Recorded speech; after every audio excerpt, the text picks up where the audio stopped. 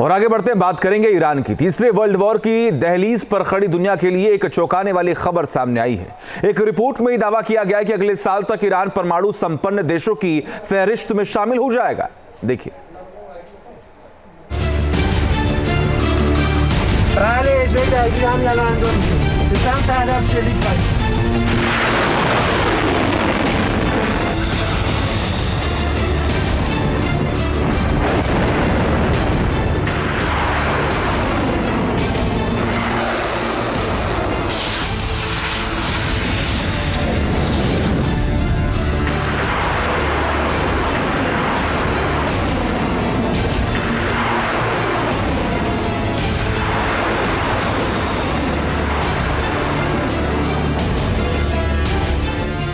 क्या नए साल पर नया धमाका करेगा ईरान?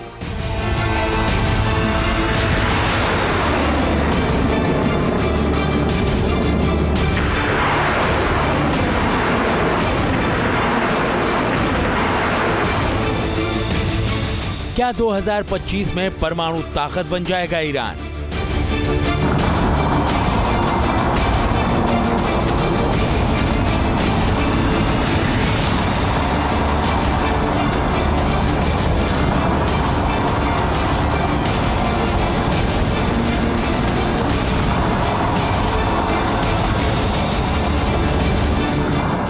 क्या 2025 में मिडिल ईस्ट की महाशक्ति बन जाएगा ईरान?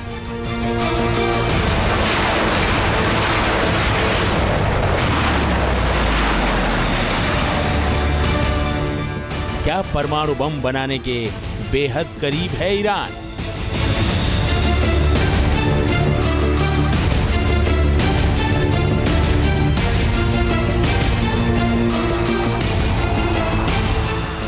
ये सवाल इसलिए क्योंकि एक ताजा रिपोर्ट के मुताबिक ईरान परमाणु बम की ताकत हासिल करने के बेहद करीब पहुंच गया है। इतने करीब कि वो 2025 में पहला परमाणु परीक्षण तक कर सकता है।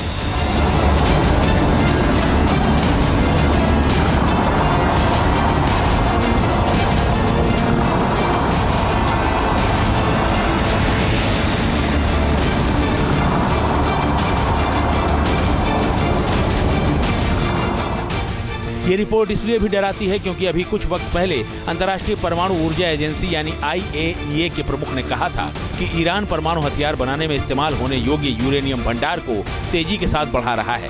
उन्होंने ये भी कहा कि ईरान ने उन्नत सेंट्रीफ्यूज का निर्माण शुरू कर दिया है। ईरान के पास पहले से ही 10,000 सेंट्रीफ्यूज मौजूद है। वो 6,000 नए सेंट्रीफ्यूज बनाने के लक्ष्य पर काम कर रहा है। इन सेंट्रीफ्यूज के बन जाने के बाद उसके पास कुल 16,000 सेंट्रीफ्यूज हो जाएंगे।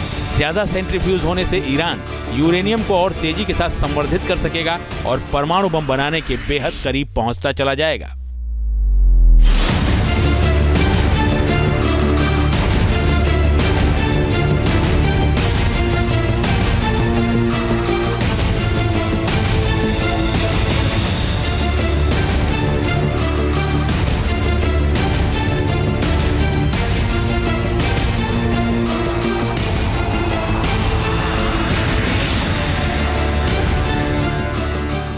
IAEA की ओर से दावा किया गया है कि ईरान के पास हथियार ग्रेड यूरेनियम का उत्पादन करने की क्षमता बढ़ गई है। IAEA के मुताबिक ईरान ने पहले जो 60% यूरेनियम का उत्पादन किया था उसकी दर हर महीने 5 से 7 किलोग्राम थी, लेकिन अब इसमें बेतहाशा बढ़ोतरी हो चुकी है। अब ईरान 7 से 8 गुना तेजी के साथ यूरेनियम का संवर्धन कर रहा है। मतलब हर महीने 35 से 56 किलोग्राम यूरेनियम का उत्पादन ईरान कर रहा है। ईरान की यह तैयारी बता रही है कि वो बहुत जल्द ही बड़ा धमाका करना चाहता है। ईरान की परमाणु तैयारी को लेकर आई रिपोर्ट ने अमेरिका समेत तमाम पश्चिमी देशों की टेंशन बढ़ा दी है और वो इसकी जांच की मांग कर रहे हैं। Iran's stockpile of high enriched uranium has also reached unprecedented levels, again without any credible civilian justification. It gives Iran the capability to rapidly produce sufficient fissile material for multiple nuclear weapons. 2015 में America समेत दुनिया भर की कई शक्तियों ने Iran के साथ परमाणु समझौता किया था।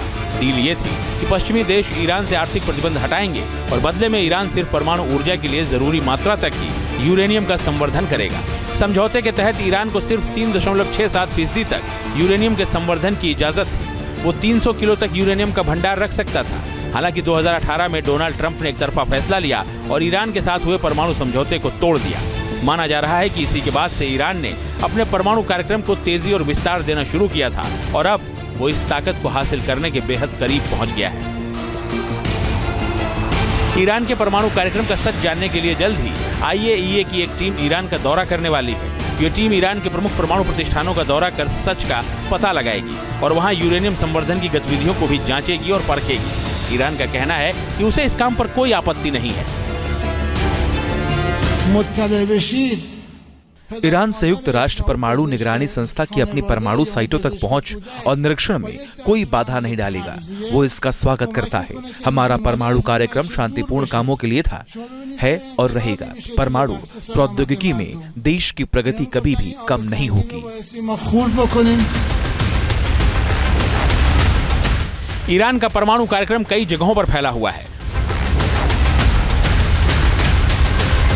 उसने कुछ परमाणु संयंत्रों को अंडरग्राउंड तक बना रखा है ताकि वो किसी भी हवाई हमले से सुरक्षित रहें।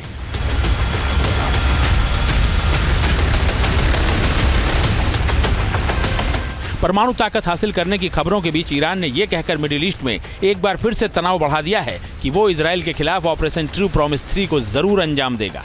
अक्टूबर के आखिर में इजराइल ने 100 फाइटर जेट के जरिए ईरान के कई ठिकानों पर हमला किया था। ईरान तभी से उस हमले का बदला लेने की फिराक में है।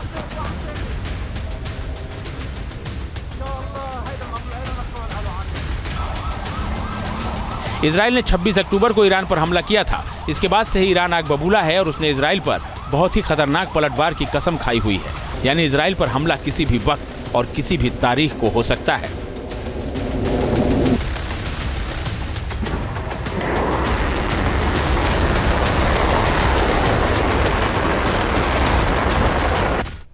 इजराइल के खिलाफ ईरान का ऑपरेशन ट्रू प्रॉमिस 3 निश्चित रूप से एक निश्चित समय पर किया जाएगा। ऐसा होकर रहेगा।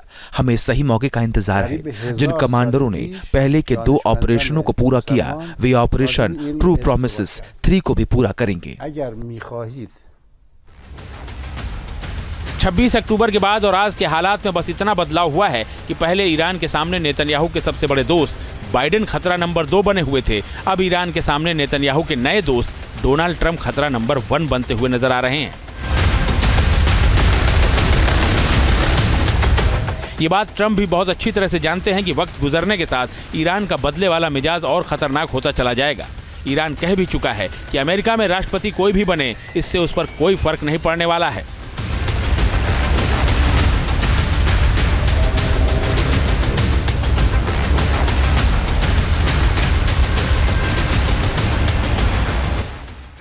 अमेरिका और इजराइल सोचते हैं कि सीरिया के बाद हिजबुल्ला और एक्सिस ऑफ रेजिस्टेंस खत्म हो गया। ये सोच पूरी तरह से गलत है। जो मिटेगा वो है इजराइल। शहादत के साथ हसन नसरल्लाह और याह्या सिनवार भले ही चले गए हों, लेकिन उनके विचार अभी भी हैं। इसका एहसास इजराइल को जल्द होगा। बात बहुत साफ है कि ईरान के सुप्रीम लीडर अली खामेनेई का बदले वाला ऑर्डर बदला नहीं जाएगा। यही इजराइल के साथ साथ अमेरिका का भी आज सबसे बड़ा खौफ है।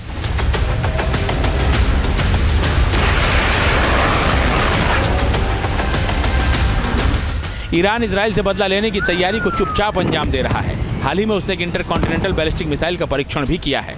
दावा किया जा रहा है कि यह मिसाइल 5500 किलोमीटर की रेंज तक हमला कर सकती है। माना जा रहा है कि इस बार इजराइल पर ईरान अपनी इसी नई मिसाइल से हमला कर सकता है।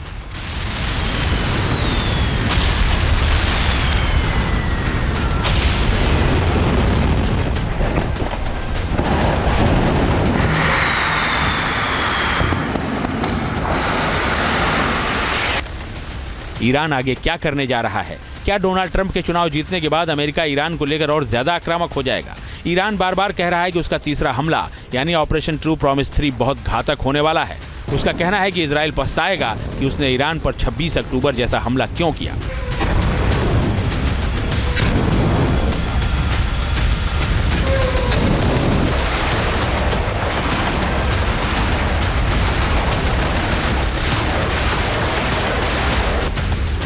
बहरहाल परमाणु तैयारी के बीच ईरान की बदले की तैयारी ने मिडिल ईस्ट को एक बार फिर से तनावग्रस्त बना दिया है।